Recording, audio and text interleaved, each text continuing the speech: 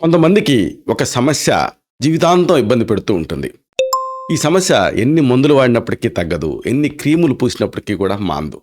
ఇంతకీ ఈ సమస్య ఏమిటో తెలుసా? పుండు, ulcer, chronic non healing ulcer. అది దేంతోనైనా మీకు తయారవ్వచ్చు. అంటే వేరికోజ్ వీన్స్ వల్ల అవ్వచ్చు, లేదా బ్లడ్ సర్క్యులేషన్ తగ్గటం వల్ల అవ్వచ్చు, లేదా జస్ట్ లైక్ దట్ అవ్వచ్చు.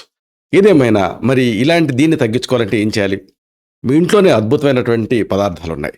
వీటిని ఉపయోగించి ఈ నాన్ హీలింగ్ అల్సర్స్ని తగ్గించుకోవచ్చు.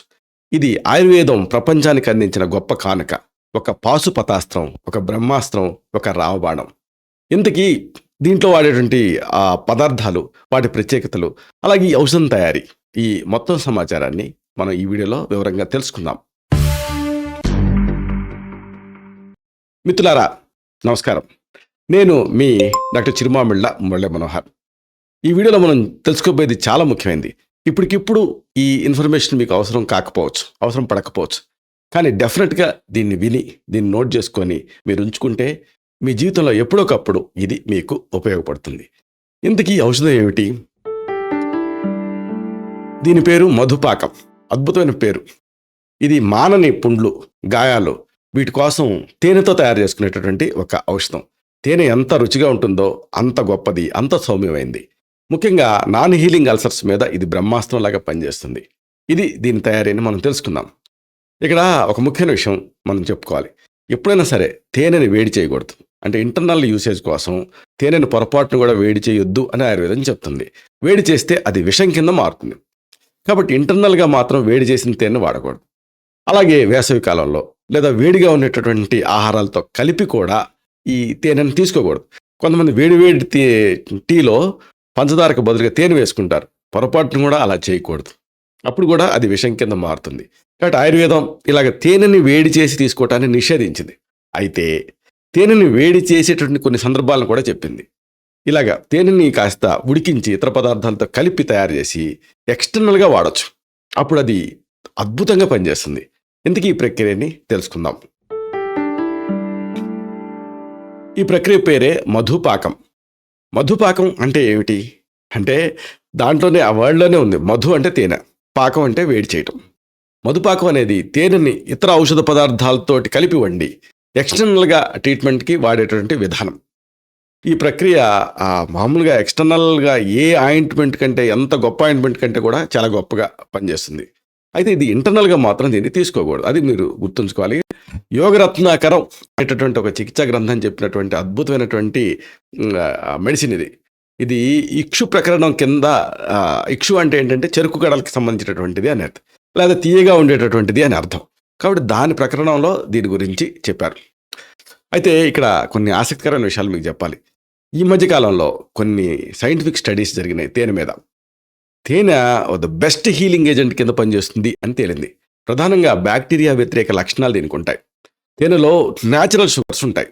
ఇవి ఏం చేస్తాయి అంటే బ్యాక్టీరియాని పెరగనివ్వవు. అంటే దానికి అనుకూలం కాని వాతావరణాన్ని సృష్టిస్తాయి.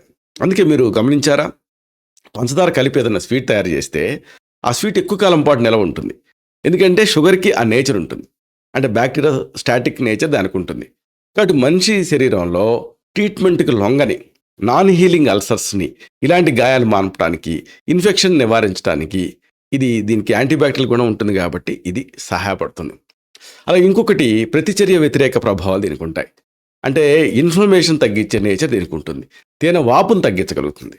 ఎప్పుడైతే వాపు తగ్గుతుందో అప్పుడు బ్లడ్ సర్క్యులేషన్ పెరిగి సెల్ఫ్ హీలింగ్ అనేది స్టార్ట్ అవుతుంది. ఈ ఇన్ఫ్లమేషన్ లేదా వాపు తగ్గటం అనేది చాలా ముఖ్యం. మీరు ఏదన్నా ఒక యాంటీబయాటిక్ క్రీమ్ వాడితే అది బ్యాక్టీరియాని తగ్గించగలుగుతుంది, కానీ యాంటీ ఇన్ఫ్లమేటరీగా పనిచేయాలని రూల్ లేదు. కానీ తేనె యాంటీ ఇన్ఫ్లమేటరీగా కూడా పనిచేస్తుంది. అన్నిటికీ మించి ఇంకో గొప్ప సౌలభ్యం దీనికి ఉందని శాస్త్రీయ పరిశోధనలో తేలింది. ఇది ఆక్సిడేషన్ వ్యతిరేక చర్యని కలిగి ఉంటుంది. అంటే యాంటాక్సిడెంట్ లాగా పనిచేస్తుంది. తేనెలో ఉండేటటువంటి యాంటాక్సిడెంట్లు ఆ ఫ్రీ రాడికల్స్ వల్ల కలిగేటువంటి నష్టాన్ని నివారించడానికి సహాయపడతాయి. అమేజింగ్. ఇది ఆ కణాల రీజువనేషన్కి, అంటే పునరుద్ధరణకి సహాయపడుతుంది. అన్నిటికీ మించి అతి ముఖ్యమైన ఒక కాన్సెప్ట్ ఉంది. తేనె అనేది తేమని పట్టుంచుతుంది.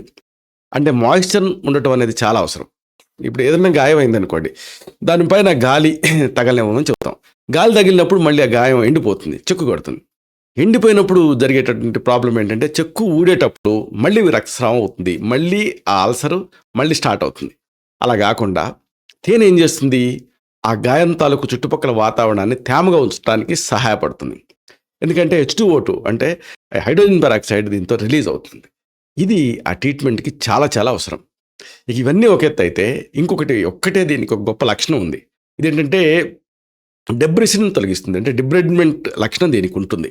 చూడండి, ఏదన్నా ఒక గాయం అయిందనుకోండి, అక్కడంతా మురికి, ఆ తర్వాత మలినాలు, ఆ తర్వాత ఇన్ఫెక్షన్, చీము ఇలాంటివి ఉన్నాయనుకోండి, దానిపైన ఎన్ని లేపనాలు పూసినా కానీ ఆ చీము లోపల పెరిగిపోతుంది. కాబట్టి ఆ స్క్రబ్స్ని, ఆ డెబ్రిస్ని క్లీన్ చేయాలి. మనం అందుకని ఏం చేస్తాం, బాగా రుద్దుతాం ఆ గాయాన్ని డ్రెస్సింగ్ చేసేటప్పుడు. అప్పుడు దాదాపు రక్తం బయటపడినంత అయ్యి ఫ్రెష్ బ్లడ్ అక్కడ ఉండి ఆ గాయం మానుతుంది. తేనె సరిగ్గా ఇదే పని చేస్తుంది. తేనె అక్కడ దాన్ని అప్లై చేసినప్పుడు చనిపోయిన కణాలని తొలగించడానికి సహాయపడుతుంది. ఎందుకంటే దానికి లేఖన కర్మ ఉంది, అంటే స్క్రేపింగ్ యాక్షన్ ఉంటుంది. దీంతో కొత్త కణాలు పెరగడానికి ఇది సహాయపడుతుంది. సరే, మళ్ళీ మన టాపిక్ వద్దాం. మనం ఒక ఔషధాన్ని తయారు చేసుకుంటున్నాం కదా, ఈ మానని పుండ్లు, గాయాలు వీటిని తగ్గించుకోవటానికి. మరి దీనికోసం మీకు కావాల్సిన పదార్థాలు ఏమిటి, వీటిని తెలుసుకుందాం. ఒకటి తేనె. దీన్ని ఎగ్జాక్ట్గా శాస్త్రీయ గ్రంథాలలో యోగరత్నాకరాలు ఎలా చెప్పారంటే ఒక ప్రస్థం కావాలన్నారు. అంటే మోడర్న్గా దాన్ని కన్వర్ట్ చేస్తే 768 గ్రామ్స్, అంటే 16 పార్ట్స్ అనుకోండి పోనీ. అలాగే రెండోది ఆవు పాలు. దీన్ని 2 కుడవలు అన్నారు, అంటే 384 గ్రామ్స్, అంటే 8 భాగాలు. తేనె 16 భాగాలు, ఆవు పాలు 8 భాగాలు. ఈ భాగాల్లో గుర్తుంచుకోండి, మీరు కొద్దిగైనా తయారు చేసుకోవచ్చు. తర్వాత పసుపు, మెత్తటి పేస్టు లేదా పొడి. దీన్ని 48 గ్రాములు, అంటే 1 గ్రామ్, 1 భాగం తీసుకోవాలి. సో 1 భాగం పసుపు తీసుకుంటే అక్కడి నుంచి ఆ భాగాల రూపంలో మీరు దీన్ని పెంచుకుంటూ వెళ్ళచ్చు. అలాగే కరక్కాయ, హరితకి, చెబులిక్ మైరోబిలాన్ పేస్టు లేదా పొడి. దీన్ని 48 గ్రాములు, అంటే దీన్ని కూడా 1 భాగం తీసుకోండి. సో మళ్ళీ చెప్తున్నాను కింద నుంచి. కరక్కాయ పేస్టు లేదా పొడి, దీన్ని 1 భాగం. పసుపు పొడి లేదా పేస్టు, దీన్ని కూడా 1 భాగం రెడీ చేసుకోండి. అలాగే ఆవు పాలు, దీన్ని 8 భాగాలు. ఇంకా తేనె 16 భాగాలు. ఇలాగా వీటన్నిటిని కూడా రెడీ చేసుకోండి, ఈ పార్ట్స్ ఇప్పుడు చెప్పుకున్నటువంటి భాగాలలో. ఇప్పుడు అసలైనటువంటి విషయం, దీన్ని ఎలా తయారు చేసుకోవాలి. పెద్ద రాకెట్ సైన్స్ ఏం కాదు ఇది. పసుపు అలాగే ఈ కరక్కాయ పొడి రెండింటినీ కూడా నీళ్ళలో నానబెట్టి మెత్తటి పేస్ట్ కింద తయారు చేసుకోండి. ఈ పేస్ట్కి తేనె కలపండి. ఇప్పుడు ఒక స్టెయిన్లెస్ స్టీల్ పాత్రలో ఈ మిశ్రమాన్ని తీసుకొని అవసరమైన మోతాదుగా ఆవు పాలు చేర్చుతూ దాన్ని తక్కువ మంట పైన ఈ మిశ్రమం అంతా కూడా ఎలా తయారవ్వాలి. మామూలుగా మనం ఉప్మా ముందు పోసినప్పుడు నీళ్ళుగా ఉంటుంది, ఉడికి సెమీ సాలిడ్గా అవుతుంది కదా, అలాగా. లేదా పాలకోవా ముందు నీళ్ళుగా ఉంటాయి పాలన్నీ, తర్వాత దాంట్లో జలి అంశం అంతా ఆవిరైపోయి కోవా తయారవుతుంది కదా, అలాగా తక్కువ మంట పైన ఈ మిశ్రమాన్ని వండి పాలు పూర్తిగా ఆవిరయ్యే వరకు ఉంచాలి. అంటే తేనె మాత్రమే మిగలాలి. దీన్ని వడపోసుకొని నిల్వ చేసుకోవాలి. ఇక దీని ఉపయోగాలు అన్నీ ఇన్ని కావు. ఈ లాభాలు మీరు తెలుసుకుంటే ఆశ్చర్యపోతారు. ఈ మానని పుండ్లు, గాయాలపైన ఇది ఒక బ్రహ్మాస్త్రంలాగా పనిచేస్తుంది. మెయిన్గా డయాబెటీస్లో పుండు తయారవుతూ ఉంటాయి, అలాంటి వాటికి ఇది అద్భుతంగా పనిచేస్తుంది. అలాగే వేరికోజ్ వీన్స్ వల్ల కూడా నాన్ హీలింగ్ అల్సర్స్ తయారవుతూ ఉంటాయి. అలాంటి సమస్యల ట్రీట్మెంట్కి కూడా ఇది చాలా ఎఫెక్టివ్గా పనిచేస్తుంది. ఇంకా అమేజింగ్ విషయం ఏంటంటే కొంతమందికి నోట్లో పుండ్లు తయారవుతాయి, బాగా రెడ్గా, ఇంకా తర్వాత క్యాన్సర్లోకి మారుతుందా అన్నంత తీవ్ర స్థాయిలో తయారవుతుంటాయి. అలాంటి నోట్లో పుండ్లు ఉంటే దానికి ఇది అప్లై చేస్తే మీరు చెప్తే నమ్మరు, 3 లేదా 4 రోజుల్లోనే మొత్తం కూడా ఆ ఓరల్ అల్సర్స్ హీల్ అవుతాయి. అంత గొప్పది ఇది. అయితే పొరపాటును కూడా ఈ మిశ్రమాన్ని ఇంటర్నల్గా తీసుకోకండి, ఎక్స్టర్నల్గా మాత్రమే దీన్ని తయారు చేసుకొని మీరు వాడుకోవచ్చు.